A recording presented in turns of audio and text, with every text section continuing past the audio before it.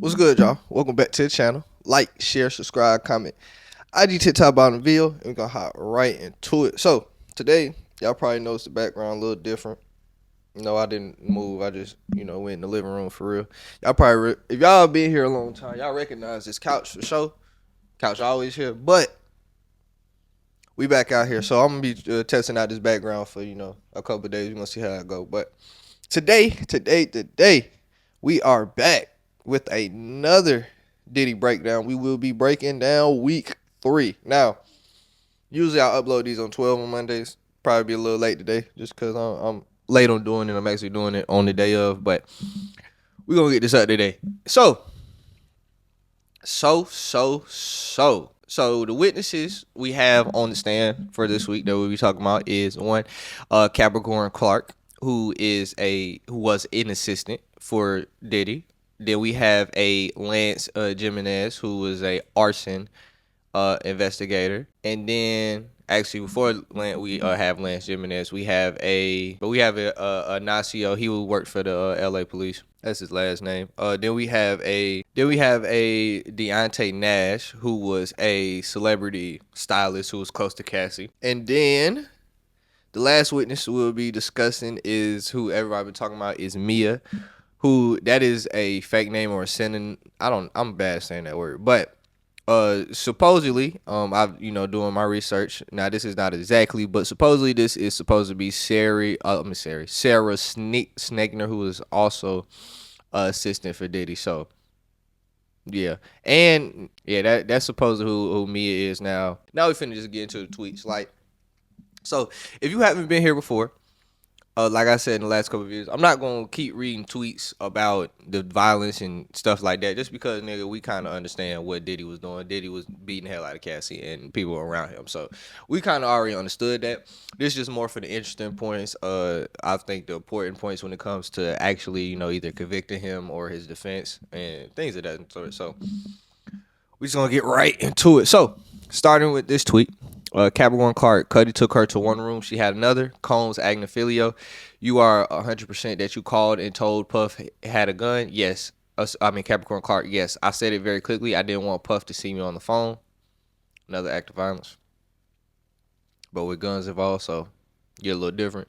Agnifilio, here you wrote to Mr. Combs, one day you'll forgive me. Anyway, be well. XX Capricorn Clark, yes. Agnifilio, you wrote on February 28th, 2015. Your grace period to be mad at me has surpassed the agreed time. LOL, you wrote that? Yes, sir. Capricorn, yes, sir. So obviously with this is a attempt of, to make Diddy look better. Just simple as that. Basically, they're trying to say if if he was doing all these things to you, he was abusing you, seen him do it to others, why would you come back and work for him? Basically, or why would you want to come back and talk to him?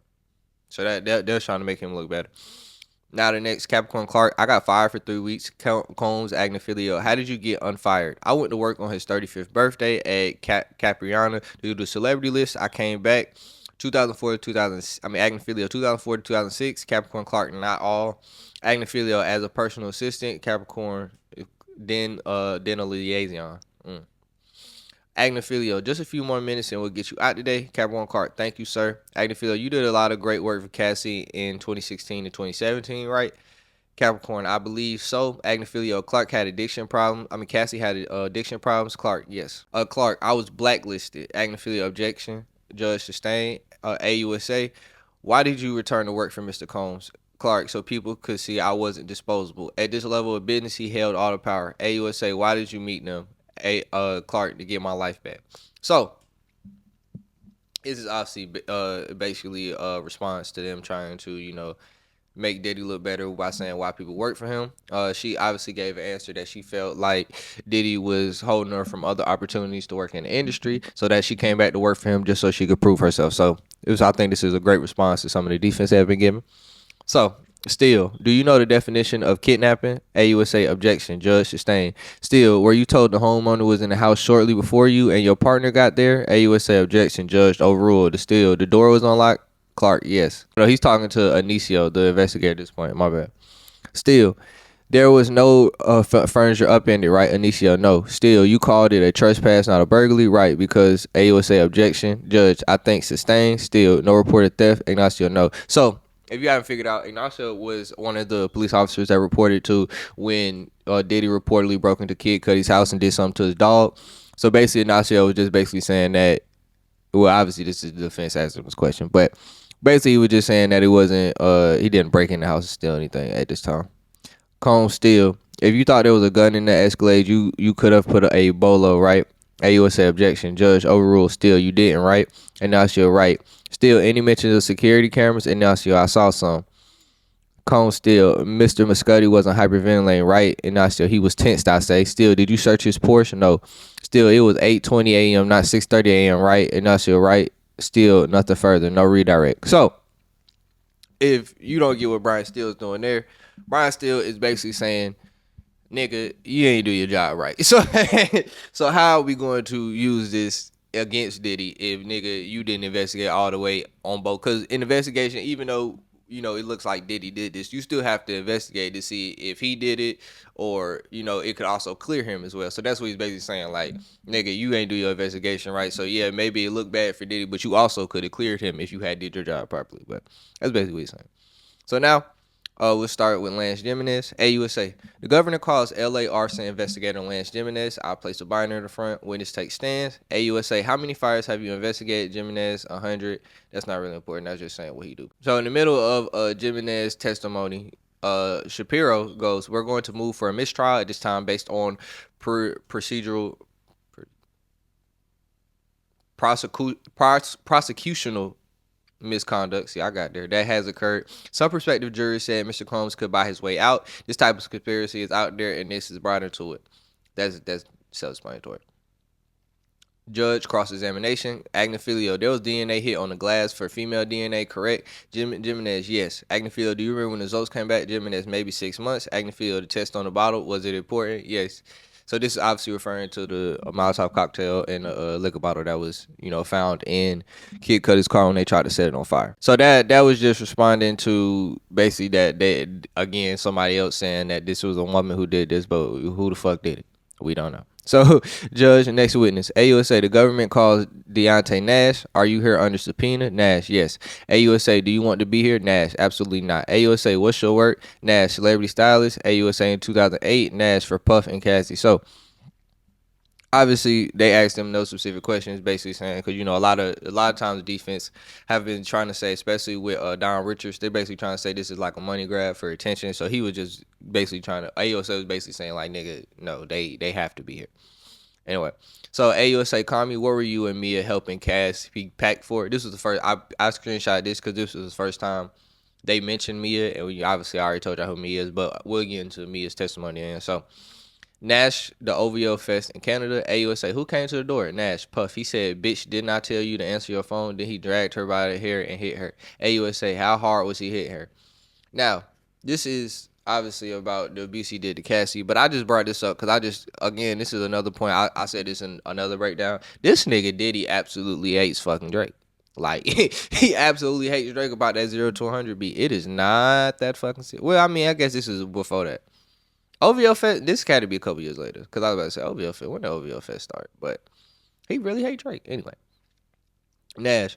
Puff came to the house looking for her. He looked at my oven. I'm not sure why. Puff took my phone and Cassie called from a hotel. Puff said, let's go there. Bad boy staff stayed there. AUSA, what did Mr. Combs say? Nash, he said, go get her. Combs Donaldson. Who is Mia? Nash, Puff's assistant. Donaldson, you and Mia jumped on Mr. Combs to protect Cassie from him, right? And to protect him from doing something worse. Donaldson. And D-Rock tried to protect you and not Mr. Combs. Yes. Combs Donaldson. You set her up with Michael B. Jordan. Nash. Yes. And Mia drove it home, making sure she had his number. Donaldson. So a bad boy employee set her up with Michael Jordan. Nash. That's Michael B. Jordan. Don't mess that up. Yeah. Well, that's just funny they said that. But the reason I screenshotted it, this is another mention of Michael B. Jordan in his trial. I just think it's funny as hell that Kid Cudi and Michael B. Jordan was out here fucking Diddy, bitch. But I mean, as she should, cause Diddy was wild. But it's like, damn, Michael B. Jordan's like, yeah, I see why he would like Michael B. Jordan. One of them niggas, like, it's like, damn, the fuck you gonna do? Like, it's Michael B. Jordan. Like, what the fuck is you finna do? Combs Donaldson, do you know Andre Branch? Nash, no. Donaldson, you were aware Cassie was in a relationship with Andre Branch? Nash, oh, the cute football player? Yes, but I never met him. Donaldson in 2016 with Brandon of the NFL, I mean NBA. Sorry. Yeah. That nigga, Cassie had them hoes. I get it though. Cassie fine in a motherfucker. I ain't gonna lie. Cassie fine as hell. Even now. She still fine as hell. So, yeah, I get it. I get it. Next, Combs Downson 2020. You wrote to Mr. Combs, I love you. Anything you need, I got you. Nash, yes.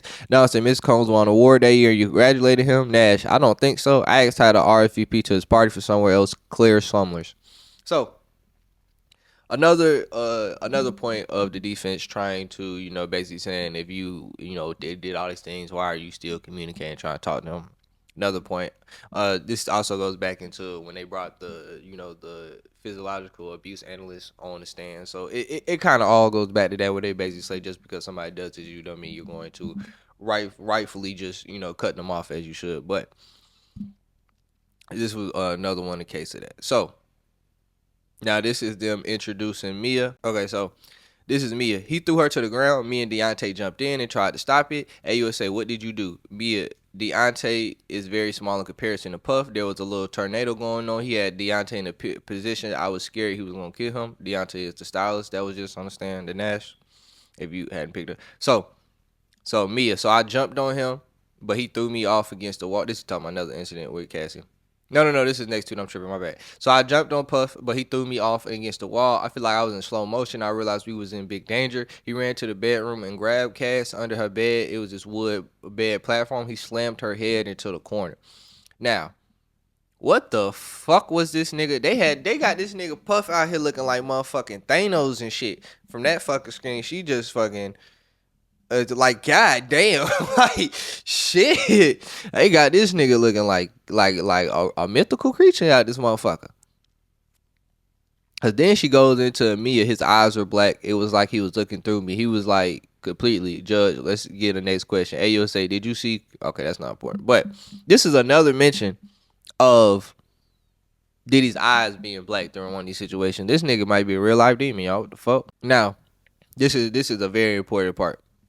AUSA, did you ever call the police? Mia, no. AUSA, why not? Mia, I believe Puff's authority was above the police. This was before social media and Me Too. There was no examples of people standing up, and I thought it was under the confidentiality. Confidentiality.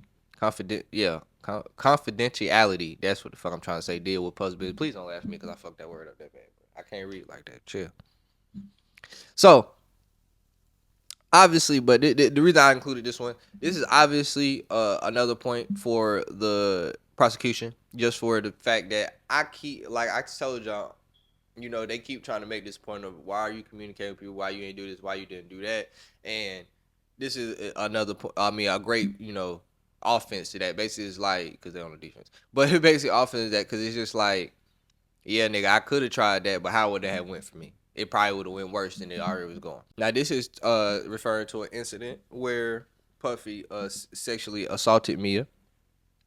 So, basically, she said, what she had talked about, she was on the bottom bunk. And then she says, Mia, it was so fast. He used one hand to get his pants undone. He put himself inside of me. AUSA, you mean his penis inside of you? Mia, I just froze. AUSA, how did you feel?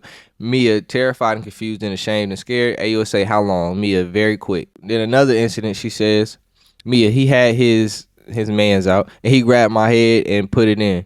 AUSA, Mr. Combs took his mans out and put it in your mouth. Mia, yes, I was frozen. I didn't do anything. AUSA, how did you feel? Mia, like trash, scared and ashamed. Now, AUSA, did you bring up the sexual assaults? Mia, oh no, I was going to die with that. AUSA, how much did you receive? Mia, 200,000. My lawyers got that much too. AUSA, what was it for? Mia, bonuses I hadn't paid and out of pocket. So, another somebody. This wasn't a settlement like it was with Cassie and something.